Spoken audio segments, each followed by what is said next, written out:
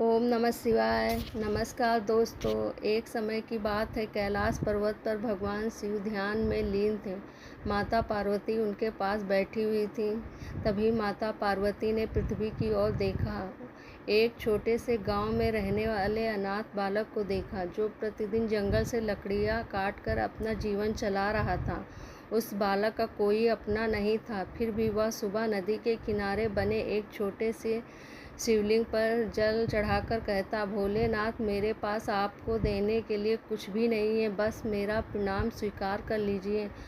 माता पार्वती का हृदय प्रेम से भर गया। उन्होंने भगवान शिव से कहा, प्रभु, यह बालक इतना दुखी है, फिर भी आपकी भक्ति को नहीं छोड़ रहा है, इसकी सहायता कीजिए। भगवान शिव मुस्कुराए, देवी भक्त का विश्वास ही सबसे बड़ी शक्ति है, चलिए इसकी परीक्षा भी हो जाए।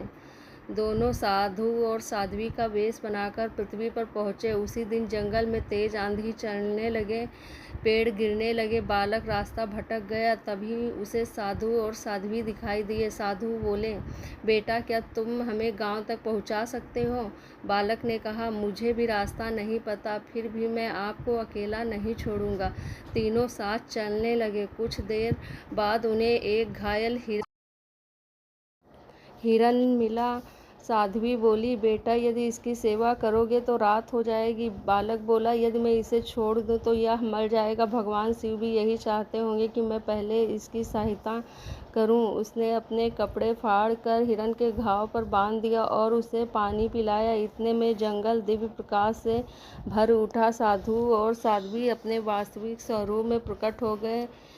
सामने स्वयं भगवान शिव और पार्वती माता खड़ी थी। बालक आश्चर्य से चकित होकर उनके पैरों में गिर गया।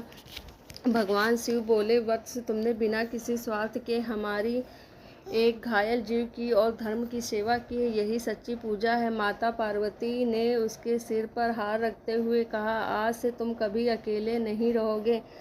जहाँ सच्ची भक्ति होती है वहाँ हम स्वयं निवास करते हैं। उसी समय गांव के कुछ लोग बालक को खोजते हुए वहाँ पहुँचे। उन्होंने पूरी घटना देखी और उस बालक को अपने साथ ले गए। गांव वालों ने मिलकर उसकी शिक्षा और पालन का भार उठाया।